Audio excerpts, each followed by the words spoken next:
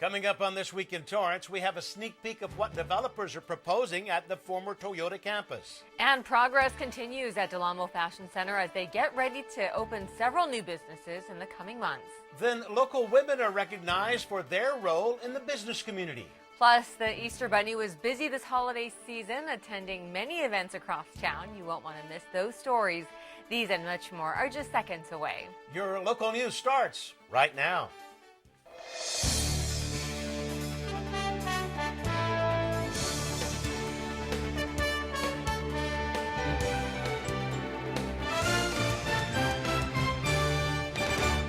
Hello and welcome to This Week in Torrance. I'm Jin Chun. And I'm Ben McCain. Thanks so much for joining us. Here are your top stories. New talks of future plans at the former Toyota campus was buzzing this week. The Torrance Planning Commission approved plans presented by the new owners for developing on the southeast part of the campus. Developers shared their proposal called the Torrance Technology Park that is similar to Douglas Park in Long Beach. They hope to build 2 industrial buildings on the existing parking lots at the southeast corner of Van Ness Avenue and 195th Street or Toyota Way. The park will bring a mixture of business, professional, and medical offices, research and development, and light industrial space. Irvine-based developer SARS Regis purchased the campus in 2017 and includes 110 acres, 18 buildings, and 8,000 parking spots. Commuters and local residents, here are some upcoming events for the South Bay Metro Rail Expansion Project. Later this month, there are 3 community meetings throughout the South Bay. The one held in Torrance will be at the Toyota Meeting Hall on Thursday, April 26th at 8 p.m. The project will extend services on the Green and Crenshaw LAX lines approximately 5 miles south to Torrance's future transit center. Metro shared 3 varying ideas on how the project will be, which proposes one option as undercrossing rather than elevated tracks, while another option would involve an alignment along Hawthorne Boulevard. The project's environmental impact report is expected to be available in the winter of 2019. Providence Little Company of Mary Medical Center received their largest donation to date, and to show their gratitude, a tower was named after the generous donor. Jesse Pierre has the story.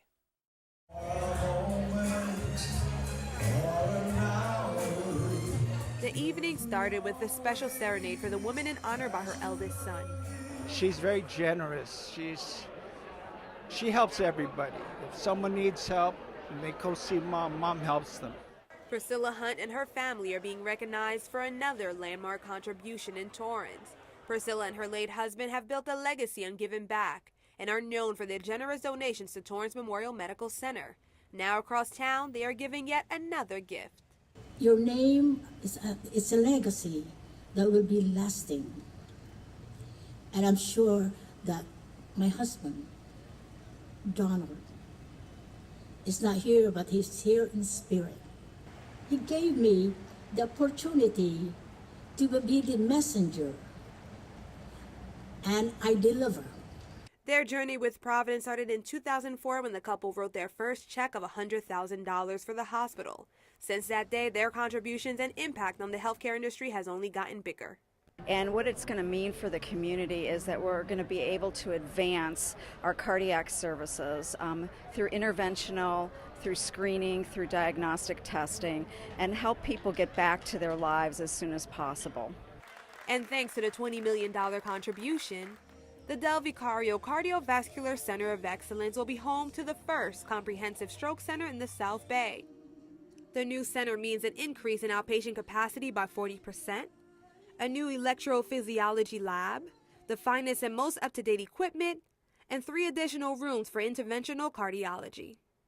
And the generous gift completed a $35 million campaign to build new facilities and new technology to advance the cardiovascular center here at Providence Little Company of Mary.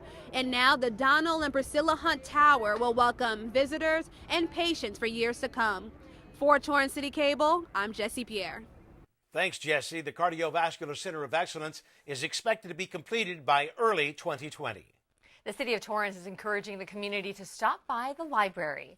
During the recent City Council meeting, the city proclaimed April 8th through April 14th National Library Week, encouraging everyone to take advantage of all the great resources the library has to offer. This designated week hopes to raise awareness of the library's support in helping the community achieve social, mental, and physical health through information, expertise, and resources. Torrance libraries have many events scheduled, including a chance to meet the authors of Life After Manzanar. This year marks the 60th anniversary of National Library Week, which is sponsored by the American Library Association. Well, still ahead, Torrance Police take part in a journey to honor fallen officers. Plus, more than 75,000 eggs filled with goodies brightened up Wilson Park. We'll take you there. Stay right here. You're watching This Week in Torrance. We'll be back in just a minute.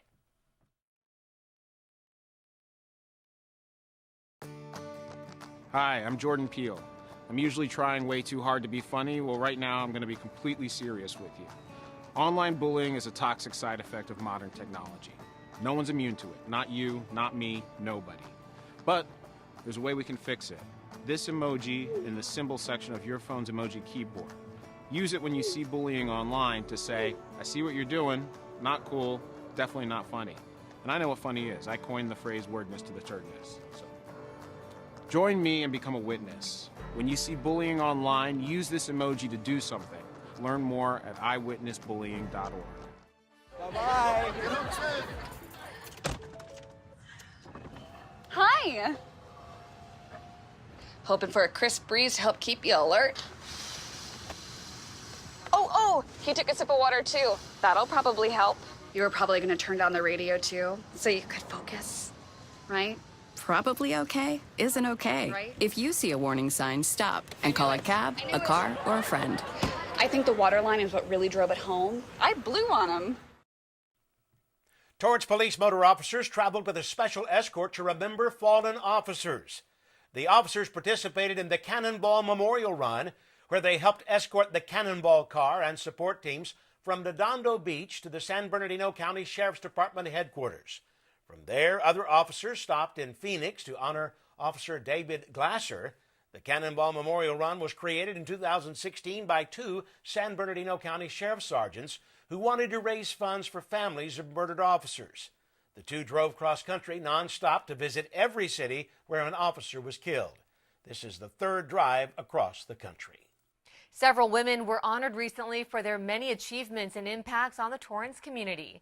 Hosted by the Torrance Area Chamber of Commerce, the Women's Leadership Luncheon honors local women in the business community for their accomplishments.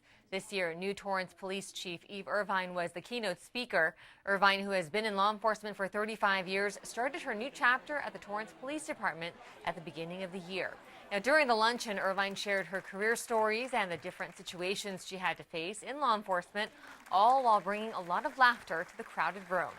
I'm no different than you as a community member, as a mother, as a mother-in-law, hopefully one day as a grandmother, but I'm not pushing that yet. Trust me, my daughter's not ready for that. And then finally, I'll leave you with this, just to get a little bit truly of the insight of who Eve Irvine is. Someone recently asked me, kind of a morose question, what do you want printed on your headstone? And I'm thinking, am I about to go? Is something happening that I don't know about? And I thought about it, and the only things that I would like printed on my headstone was that she was a good mother and she had integrity. And then after that, all's good with me.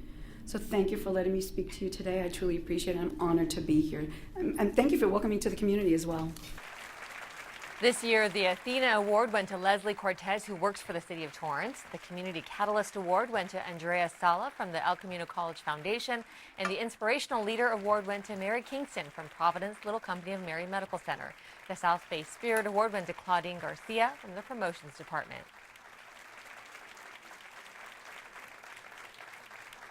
Nothing makes me happier than helping a client with a successful event or campaign. But I get the most reward when working to empower women and volunteering in my community. When I think about inspirational leadership, I can't help but think of all of the people and how the give and take of inspirational leadership. You know, as you go out and you talk to communities, and within the community, whether it's the Torrance community or our hospital in San Pedro, that we're listening back and forth and we're helping inspire one another. And we know that as a team, as groups, that together we can do so much more than what any individual can do. Last, I want to dedicate this award to my mother, who's unable to be here. Sorry. As a full-time nurse, juggling 5 bratty kids, and managing a household, she was a true superwoman. She was hardworking, selfless, and headstrong, and instilled in me the importance of generosity and compassion for others. I'm really proud to be given this award. I was very shocked when Donna called me. Being a community catalyst, I don't know if I'm that, but I love doing what I do every single day for El Camino College. To learn more about upcoming events hosted by the Torrance Chamber, you can check them out online at torrancechamber.com. 75,000 Easter eggs made for the perfect extravaganza.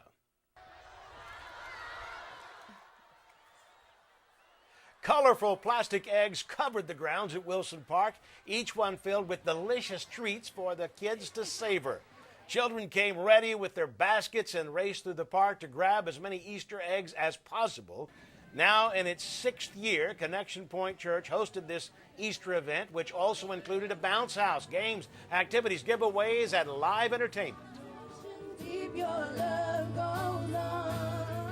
We believe it's our responsibility to bring joy to the city, so we thought about putting an event where we can bring families together, bring the community together, and celebrate the day that is most special to us, and that is the resurrection of our Lord and Savior Jesus Christ. It was also an opportunity for people to connect with the community.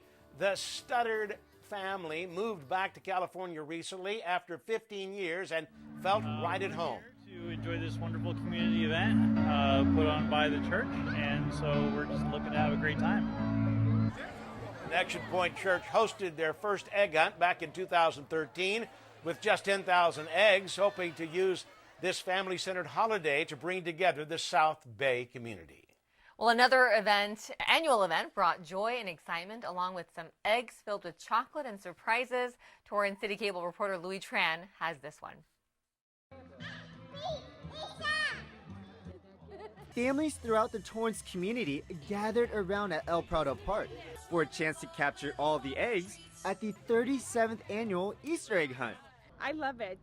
It's something that we look forward with my son every year. Janet Payne, the president of the Old Torrance Neighborhood Association, created the event so that people in the neighborhood can get to know each other. 37 years later, this annual tradition is still very much alive. I can't believe that we started it in 1981 and it's still something people want to do. And while it's grown to be a popular event within the South Bay community, Payne wanted to bring the focus back to making it a Torrance event. I'm really excited! More than 20 kids participated in the celebration, which included picture opportunities with Mr. Bunny, treats from the Torrance Bakery, and of course, the much anticipated egg hunt.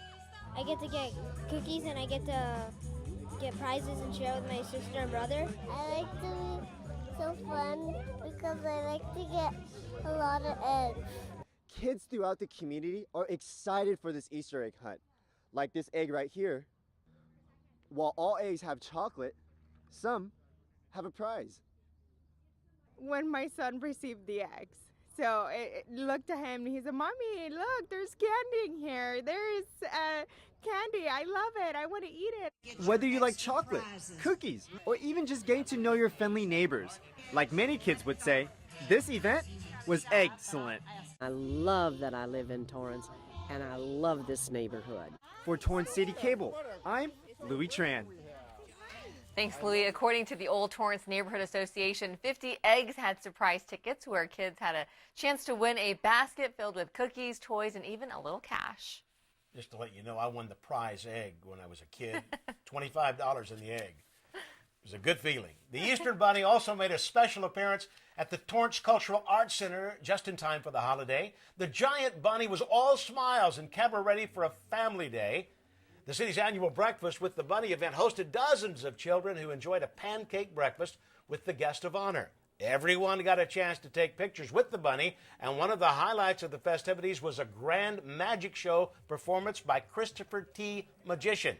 Several children were invited on stage to help him with a few of the magic tricks. Children also decorated cookies, did arts and crafts, and the traditional egg hunt. The event was hosted by the Torrance Community Services Department.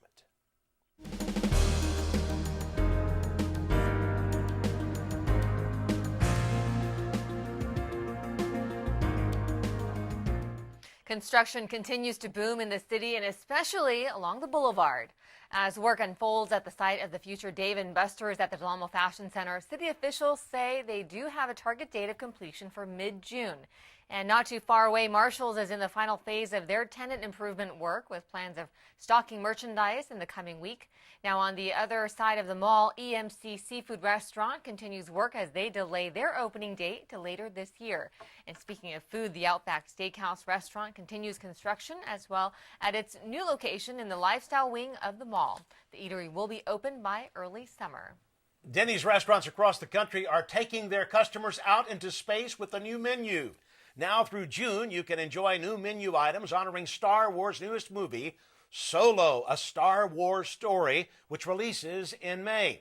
The restaurant is offering co-reactor pancakes with fresh strawberries, strawberry sauce, whipped cream, and a side of Crystal Crunch rocks and citrus sauce to pour over the pancakes.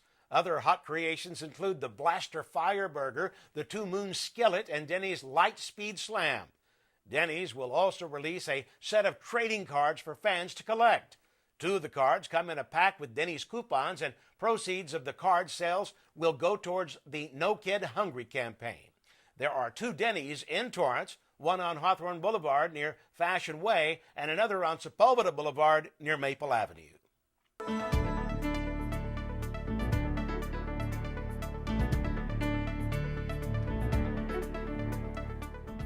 A new warning was released recently of a quick-spreading bacteria. The United States Centers for Disease Control and Prevention reported 220 cases of a breed of nightmare bacteria that's been found in 27 states. The CDC says this bacteria is virtually untreatable and capable of spreading genes that make them resistant to most antibiotics. It could be deadly to older adults infected by the bacteria. Doctors say to practice good hygiene and keeping cuts clean until they are healed. Each year, nearly 2 million Americans get sick from antibiotic-resistant bacteria. Still ahead, upcoming events you won't want to miss. Plus, we have the latest happening on the sports desk. We'll be back in just a minute.